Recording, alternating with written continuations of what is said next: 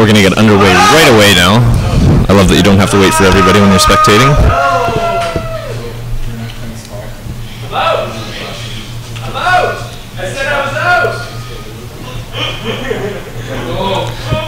Now we're finally getting in there.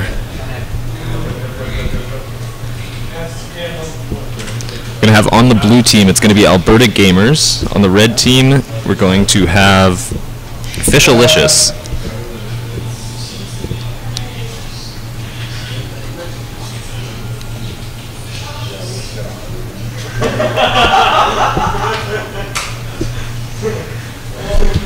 Just going to have a dance-off in the middle here.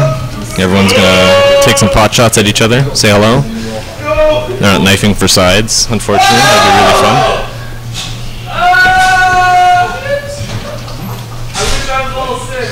Red team setting up for the invade, protecting the blue buff, but blue team is not making any such motions. They're just dancing about in mid lane.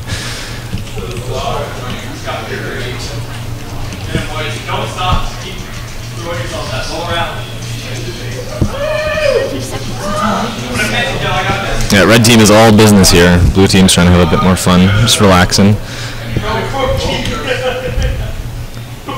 This is upper bracket round 3, I believe.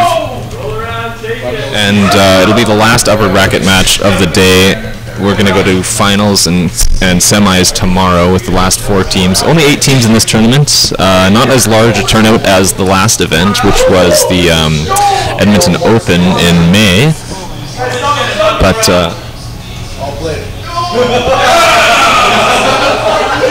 finally getting underway here. Maokai setting up his jungle. He's going to put 3 saplings in that Wraith Bush so he can kill them as soon as they spawn. And by the time they're dead, he'll be on his way over to blue, which, yeah, he'll get right off the spawn as well. Really interesting tactic there. Those saplings are very, very useful. But we got Lee Sin now starting red, Ari with the leash. And we're underway, off to the races, so to speak. Let's see how this plays out. Yeah, I'm going to be tuning in for the remainder of this match as well. My name is Prodigy, and of course alongside me is the majestic Django, or Ognatch, as he goes by in the game right now. We've got Two in the Pooper. With that blue buff, he's going to be making his way back towards that middle lane. He might be going to pick up a few more of these jungle camps. And tell me a little bit about what's going to be going on at some of these lanes. What can we expect as far as some of the metagaming and decision-making that we're going to be seeing going on here? We got some serious pop-off going on in the background right now. There's hype in the building for sure. The 2 teams that are on the brink of elimination right now. These guys are going hard. Hey, they're playing for oodle noodle in prizes. I think that in itself to a gamer might be worth more than first place here. To get fed for the day, I don't know. That's pretty valuable to me. But bottom lane, we've got essentially a mirror match in character function. Leona and Tarek are both supports with good initiates, solid stuns, and then Graves and Corky are 2 of the best AD carries in the game. Graves with a dash, Corky with his Valkyrie to just get out of there. I mean, it's all going to come down to player skill at this point, since yeah, both characters' comps are essentially the same. Looks like we got a gank going on top lane here. We have Mr. Badassery as Lee Sin double buffed at level 3, looking to make a move on this top lane. Kennen, Riven going to go in now, doing a bit of damage onto Kennen. Lee Sin's going to come up here from red Tribush, but he's not going to be able to land his Q or the dash onto Kennen. He's going to get out of there as Maokai is going to come and try for a counter gank now. It's the first action of the game so far, and it looks like Maokai is in a much better ganking situation than Lee Sin right now. He's sitting at about a 3rd mana with most of his health remaining. He's got double buffs as well, but Lee Sin's double buffs are going to run out a bit quicker, I believe, and he's only at half health. But walking into that sapling there, now Maokai knows he's in position, or out of position now, as Maokai's going to re-sap that bush now. I'm not sure if Riven knows that that Maokai is in the area, but she should by now. Hopping over to Bind lane now. Just some exchanges between Ari and Swain. I'm not sure who's got the advantage in this matchup, to be honest with you guys. Ari's got the charm, Swain's got the snares. I think later game, Swain will have a lot more utility for the red team. But our first blood going down top lane, that was Kennen onto Riven. I'm sorry I missed that gank, guys. But it looks like Maokai was able to wait just long enough and get the right amount of momentum to make a push onto the top lane. Now he's rotating down towards middle to help out Swain. Nope, going back to farm. We have some shots being exchanged bottom lane as well now. It looks like the purple team looking to continue this pressure here with the bottom lane getting pushed up just ever so slightly right now by the blue team, trying to get a little bit of a positional advantage here, seeing if they can land a few extra shots, get a bigger advantage once those really big engagements do start. You can see we've got BXX Rams and SN896 with a slight level advantage here. We've also got Lee Sin hanging out inside these bushes here. Do not think that the purple team is aware of this. Yeah, Mr. Badassery doing some aggressive ganking as Lee Sin is basically meant to do now. But they are extended a bit. Maokai is not able to gank from river. They have that warded by Dragon. But he's going to make his way through Tribush. I think they're going to spot him there with this ward, and they're going to retreat right away. Yeah, they got Maokai in line of sight now, and they're going to back off there. They can't get overextended as Maokai's route is just too powerful. It stops you for a couple seconds and they'll shut you down real quick. Maokai gonna send a sapling into that blue team Tribush now and retreat as he knows he's been made, I believe. He was just placing some saps at Dragon. That ward is not going anywhere anytime soon. I don't think he's got the time to waste to wait it out. But he's moving towards bottom lane anyway as Leona engaged on Graves, and oh, Maokai not gonna go for his snare there. He's headed back into the jungle. Got to keep up on that experience. As Lee Sin level 5 versus level 5 Maokai as well. We got to keep neck and neck here, but both characters are very frequent gankers.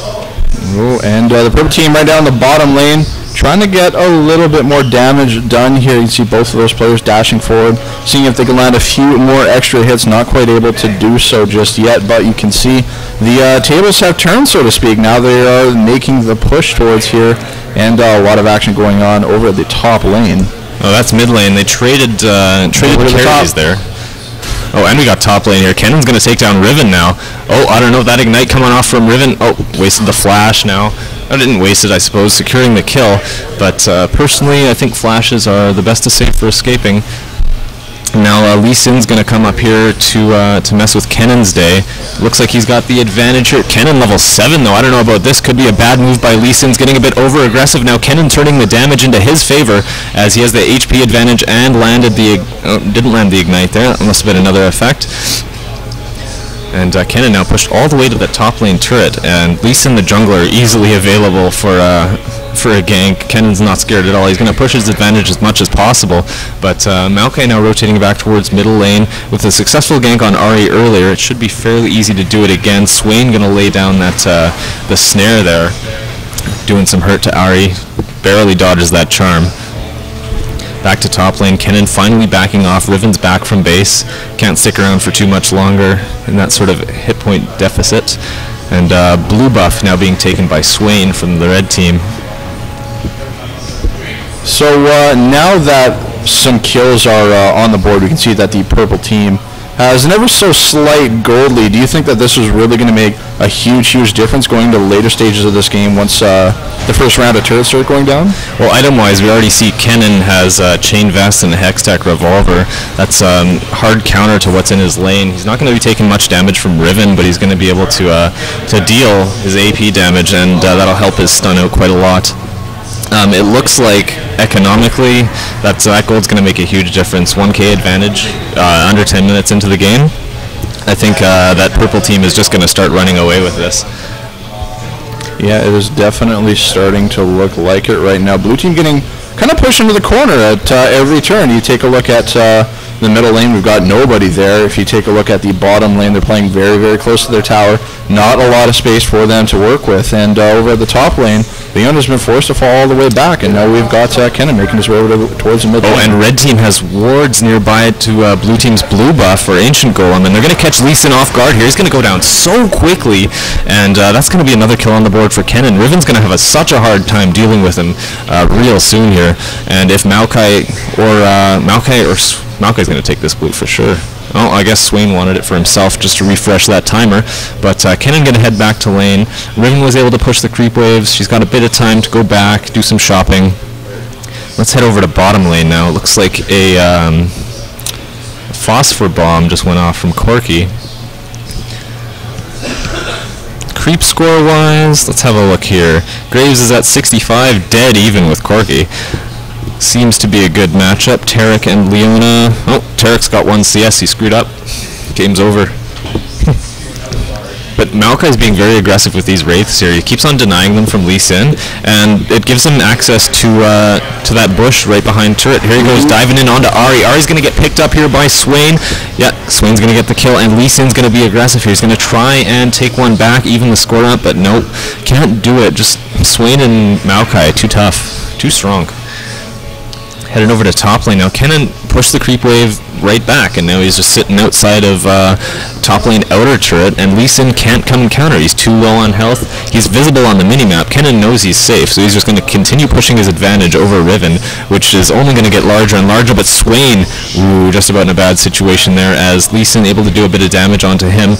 Mid lane, Maokai disappears back into the jungle. Seems like Lee Sin was aware and made a move. But now Tarek finally rewarding bottom lane River, and he's out of wards now, so as soon as that one's out, Maokai's got free reign of the map again. Ari back in lane at last, and Lee Sin's going to get back to his jungling. Swain's going to do some shopping, and I think Maokai's going to take over for him here. Yeah, like we were saying just a few minutes ago, that 1-3 lead has now escalated to 1-5, and that 1,000 gold lead is now just about 3,000. I really do agree that it does really start to look like this that purple team here is going to start running away with this. Yeah, you can see there Ari was getting a bit desperate in middle lane, just trying to dive Maokai. Wasn't doing enough damage, and bot lane, both of them went back at the same time. They have all the time in the world to do what they need to do back at Fountain before blue team catches up in CS and pushes their creep wave back to red team's tower. Kennen out-leveling Riven by 1, and economically by a lot more here. He's got Sorcerer's Shoes, Chain Vest, Hextech Revolver, 2 wards, 3 pots, while Riven's sitting on... Oh, Riven just bought 2. She's slowly bringing things back into her favor, but with 2 Duran's Blades, those are almost nullified by the Chain Vest there. That's just going to afford her a bit more life leech, and Swain is very handily controlling middle lane. Ari's forced to go back yet again. He's already 1 level ahead, and I can't imagine what this is going to do to that advantage.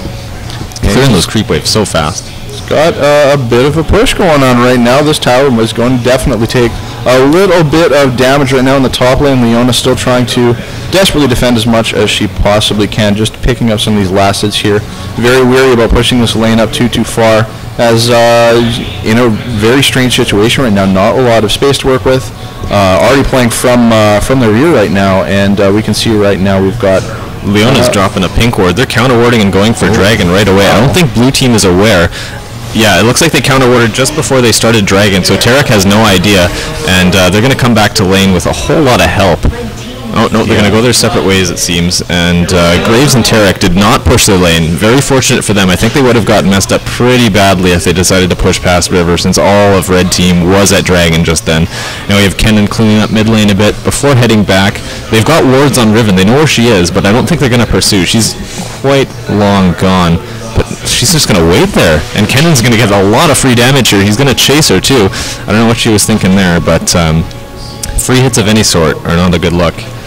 Yeah, and now she's going to have to retreat back to this lane here. Start to work with the creeps once again, but Kennen is just running everything over. Riven just cannot manage to catch a break in this match. Right now, Ari's going to try to push this lane up a little bit once again. But Swain's back with a blue buff, though, so her situation's not good either. And short-lived. Lee Sin in the jungle, their blue buff is not back up yet because he started at red instead, so the timing's going to be a bit off. Swain's going to have an advantage for earlier, and Ari's going to have it for longer. Hopefully that plays to her favor, but Swain with pretty large gold lead at the moment here. Yeah, that gold again escalating. Just about every Swain's gold is just about double Ari's at this point in the game. He's got 848. Ari's sitting on 530. This, for mid lane, that's not a good look at all. Swain's going to be so stacked late game. He's already got a Rod of Ages, and he's got like a sliver off of his turret. Ari's got to step her game up, and if she's got any hope of winning this lane, she's got to turn it around real soon. Yeah, Ari right now hanging out near the river, and not too far away is that Kennen, but there's a ward there in that tribal. He's going to ult in now. Kennen's going to use his flash, going to escape from that, but Maokai going to come in from the Baron pit now. He's got 3 separate targets, but I don't think he can engage any of them without any support. Swain's here. That snare going to go down on Lee Sin, and Swain going to open up, doing a lot of damage onto Lee Sin now as he's retreating towards top lane. Lee Sin going to go down. 3 members of the red team chasing Ari. That ignite is on. The DOT is going off onto Ari now, but she's going to get away safely. Riven going to counter through Tribush, just keep some eyes on the area, and red team is aggressively countering the blue team's Ancient Golem. That's going to play to their favor a lot late game, as the blue buffs are worth a couple thousand gold each, given the bonuses. Riven just making a foolish advance, trying to counter that 2v3. That's not going to happen with Swain and Maokai in the area. Yeah, and now with Swain with the blue team's... The blue team's a blue buff, right? Yeah. And, you know, red team is really starting to run away with this. Yeah. They have just such an immense advantage right now, and it's going to be a really, really tough situation for the blue team. Lee Sin needs to maintain control over his own jungle. He could start countering, but Maokai is consistent with his roots. He's got his ganks timed right, and he's not being disrupted by anything. Lee Sin's got to start countering and taking away those crucial blue and red buffs, but he's just unable to. His teammates are losing lane, and here Ari's going to go down again to Swain, it looks like. Yeah, there it is, and Swain's going to be able to get away from this, I think. He's not going to take much from the turret, and I think, yeah, there goes the snare, and he should be able to get away scot-free as he's got Maokai coming in to support him, and Lee Sin's not going to be able to do anything about that advance onto them whatsoever, and Lee Sin is not getting the jungle farm that he needs. He's not maintaining control over his buffs, and he's just going to continue falling behind this Maokai here. Maokai with successful ganks, taking the blues, and Swain is just getting more and more fed as a result. Swain sitting at 4-1, Kennen at 4-0, compared to the only frag on the blue team side from Ari at 1-3. And I think the skill gap here is becoming pretty evident at this point in the game. Yeah, it looks like we really might see things start to snowball at this point. You still see Riven and Kennen up here in the top lane, trying to get an advantage. We got Lee Sin in the back, and still just trying to find an opening, seeing if he can find a way to get in there, get some damage done, maybe try and pick up a kill. Here we got Riven is going to be going in right now. Lee Sin a little bit too far away, will not be able to capitalize on that as Kennen immediately retreats, and Lee Sin is going to go back to jungle, which is kind of what he needs to do at this point. He needs to farm, needs to try and catch up, and he needs to just stay out of these team fights, avoid dying, and you know, maybe try and clean up some of these kills. But here we go in the mid lane. Swain taking some damage here. I think he's still going to get away, though. He's got a lot of health. Maokai going to come in with the snare on Lee Sin. He's going to go down instantly, just about. Swain does... Oh, wow! Escaping by the skin of his teeth. He's got the charm on him. Swain's going to take a lot of damage now. Could go down. Wow. Oh, one turret hit away. Ari's going to chase. Is it going to be worth it? No, the snare's going to come out. Oh, wow! Last minute orb there by Ari, going to take the kill onto Swain, and that was a very sticky situation there. I think Ari could have gone down, or Swain could have gone down in that one, but I think Swain didn't have the line of sight to land a skill shot there. And bottom lane has been rather inactive this game. I think that's part of the mirror match effect, since the comps are almost exactly the same, just with different names. Top lane finally going to lose that outer turret. Kennen's just going to be free to roam now, and he's probably going to do it really well. I don't expect much less than killing sprees from Kennen at this point. At 4-0, he's just purchased a blasting rod, and he's well on his way to having a full build. Yeah, it really does look like this bottom lane, the Corki and Graves, of course, is they've been playing really slow, really passive, but they've been getting the work done. You can see that bottom lane tower is just about ready to get tipped over compared to red teams, which has full health. And you know, they might not have been picking up a ton of kills or doing a ton of ganking, but they're still definitely in an advantageous position in their lane relative to their opponents right now. And I think they just made a huge mistake. Both bot lane characters backed, and red team is currently doing Dragon, which leaves them in a good position to push back on the bottom lane and take that first turret. And I mean, given that Kennen is already roaming, if the bottom lane starts roaming as well, I think it's gonna end very fast, because in a team fight, I believe red team is stronger, hands down. Yeah, and right now it does look like we're going to see We're going to see Leona and Corky try and tip this tower. They don't have a ward in that bottom bush there on the bottom lane, and Leona's staying hidden for now. But that turret's going to go down so fast. Corky's going to start diving here. We've got Swain coming up from behind the blue bottom lane, and they're going to just melt completely. That wasn't even a fight anymore when Swain joined the fray. And Corky and Leona finally making some progress on bottom lane, and blue team's got to shape up really fast. They have to win some huge team fights in order to turn this around. They have to time things right, they have to make the correct pushes, and it looks like Ari and Lee Sin going to finally shut down Kennen here. Are they going to be able to? Lee Sin going to knock Kennen away. Kennen's so low on health. There he goes. Takes 3 of them, but Kennen is finally shut down, and Ari's going to take some much needed gold. She's 3-3 now, leading her team in kills, but if you look at the scoreboard, 10-3 is the score in favor of the purple team.